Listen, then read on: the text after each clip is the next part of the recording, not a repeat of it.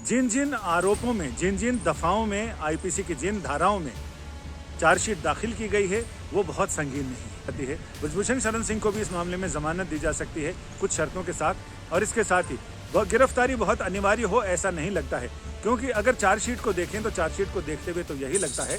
कि ब्रजभूषण शरण सिंह के ऊपर शिकंजा बहुत ज़्यादा नहीं है, लेकिन ऐसी कोई धारा नहीं है जो 7 साल या इससे ऊपर की सज़ा दे जिसमें कि तुरंत गिरफ्तारी की अनिवार्यता हो। साथ ही चार्जशीट को देखते हुए तो संकेत यही मिल रहे हैं कि हो सकता है कि ब्रजभूषण शरण सिंह के खिलाफ मुकदमा तो चले लेकिन उनकी फिलहाल गिरफ्तारी ना हो। बीजेपी सांसद और कुश्ती महासंघ के अध्यक्ष ब्रजभूषण शरण सिंह के खिलाफ एक तरफ देश के जाने माने पहलवानों ने मोर्चा खोला है, वहीं दूसरी तरफ आज दिल्ली पुलिस की चार्जशीट से बड़ा खुलासा हुआ। ब्रजभूषण शरण सिंह के मामले में दिल्ली पुलिस चार्जशीट लेकर कोर्ट पहुंची और इस चार्जशीट से ब्रजभूषण को एक बड़ी राहत मिलती हुई नजर आ रही है। ब्रजभूषण के खिलाफ दायर चार्जशीट की सबसे जरूरी बातें सबसे पहले जान लीजिए।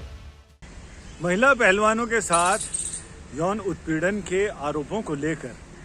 भारतीय कुश्ती संघ के पूर्व अध्यक्ष ब्रजभूषण शरण सिंह के खिलाफ 1500 पेज से ज्यादा की चार्जशीट तो दाखिल हो गई है, लेकिन इस चार्जशीट को अगर देखें तो इसके अगर 5 पहलू अगर हम निकालना चाहें कि इस चार्जशीट में ऐसे क्या 5 पहलू हैं जिनसे ब्रजभूषण शरण सिंह को बहुत मुश्किलों में फंसता हुआ नहीं दिखाई पड़ते। दिल्ली पुलिस ने अपनी चार्जशीट में ये साफ कहा है कि उन्होंने पूर्ण चार्जशीट दाखिल की है, साथ ही सील कवर कुछ भी नहीं है। इसके साथ ही जो इलेक्ट्रॉनिक सबूत हैं वो सबूत पेन ड्राइव में कोर्ट को दे दिए गए। लेकिन इसके बावजूद जिन जिन आरोपों में, जिन जिन दफाओं में, आईपीसी की जिन धाराओं में चार्जशीट दाखिल की गई है वो बहुत संगीन नहीं है। उसमें बात शुरू हुई थी यौन उत्पीड़न से और अब बात पहुंच गई है आईपीसी की धारा 354, 355, 355 ए, 355 डी, इनके तहत है, जिसमें 1 से 5 साल तक की सजा है। कानून के बहुत सारे जानकारों से हमने बात की तो जैसे क्रिमिनल लॉयर कई हैं, उनका ये कहना था कि अरनेश कुमार बनाम बिहार सरकार सुप्रीम कोर्ट का जजमेंट है, जिसमें कोर्ट ने अपने जजमेंट में साफ कहा है कि इस तरह के मामलों में जिनमें 7 साल से कम की सजा हो तुरंत गिरफ्तारी की जरूरत नहीं है, यानी इन्वेस्टिगेशन किया जाए और अभियुक्त पर निगाह रखी जाए और साथ ही उसे जमानत पर रिहा किया जा सकता है, उसको शर्तें लगाई जा सकती हैं, लेकिन उसकी फौरन गिरफ्तारी की जरूरत नहीं है। और यही वजह है कि कई ऐसे मामले आए जिनमें कोर्ट ने तुरंत उनको राहत भी दी, जैसे लालू प्रसाद यादव का चारा घोटाला था या फिर लैंड फॉर जॉब स्कैम था, जिसमें सजा की अवधि कम है, तो ऐसे में कोर्ट ने उनको तुरंत जमानत दे दी। जमानत कुछ शर्तों के साथ दी जाती है। ब्रजभूषण शरण सिंह को भी इस मामले में जमानत दी जा सकती है कुछ शर्तों के साथ, और इसके साथ ही गिरफ्तारी बहुत अनिवार्य हो ऐसा नहीं लगता है, क्योंकि अगर चार्जशीट को देखें तो चार्जशीट को देखते हुए तो यही लगता है कि ब्रजभूषण शरण सिंह के ऊपर शिकंजा बहुत ज़्यादा नहीं है, क्योंकि एक और तो ये चार्जशीट जो 1500 पेज की है जिसमें बहुत सारी दफाएं और धाराएं लगाई गई हैं, लेकिन ऐसी कोई धारा नहीं है जो 7 साल या इससे ऊपर की सजा दे जिसमें कि तुरंत गिरफ्तारी की अनिवार्यता हो, अगर सुप्रीम कोर्ट के अरनेश कुमार बनाम बिहार सरकार के फैसले को भी देखा जाए। दूसरा मामला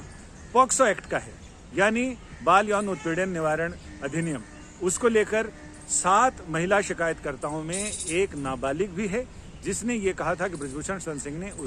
उसका यौन शोषण किया, लेकिन पुलिस ने जो अभी रिपोर्ट दाखिल की है पटियाला हाउस कोर्ट में, पुलिस की रिपोर्ट ये कहती है कि इसमें फिलहाल जो आरोप लगाए गए हैं उनका सबूत मुहैया कराने में शिकायतकर्ता और तमाम परिस्थितियां नाकाम रही हैं, लिहाजा कोई सबूत न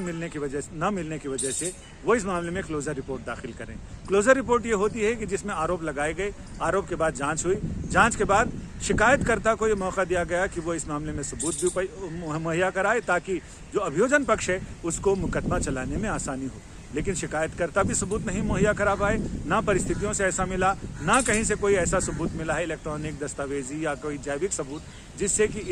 इसको अपराध को साबित किया जा सके, आरोप को अपराध में तब्दील किया जा सके। फिलहाल इन तमाम चीज़ों को देखते हुए लग रहा है कि ब्रजभूषण शरण सिंह जो अभी तक, तीसरा पॉइंट ये है कि ब्रजभूषण शरण सिंह अभी तक उन्हें गिरफ्तार नहीं किया गया, क्योंकि कहने को कुछ भी कहा जाए लेकिन जो आरोप लगाए गए हैं उनके सबूत को लेकर पुलिस ने जो चार्जशीट दर्ज की है उस चार्जशीट से भी बहुत सारी चीज़ें साबित नहीं होती हैं। और इसके बाद अगर हम देखें तो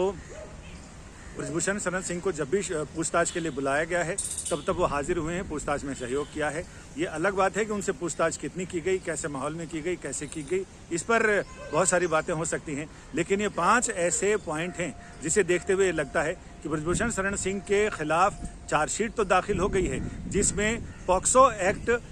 ना होने के संकेत मिल रहे हैं। साथ ही चार्जशीट को देखते हुए तो संकेत यही मिल रहे हैं कि हो सकता है कि ब्रजभूषण शरण सिंह के खिलाफ मुकदमा तो चले लेकिन उनकी फिलहाल गिरफ्तारी ना हो। तो चार्जशीट की धाराओं के मुताबिक ब्रजभूषण की गिरफ्तारी के आसार काफी कम नजर आ रहे हैं। वहीं आपको बता दें कि पहलवानों ने कार्रवाई के लिए 15 जून तक का वक्त दिया था। अब ऐसे में देखना होगा कि इसके बाद पहलवानों का अगला कदम क्या होता है। दिल्ली से संजय शर्मा की रिपोर्ट, यूपी तक।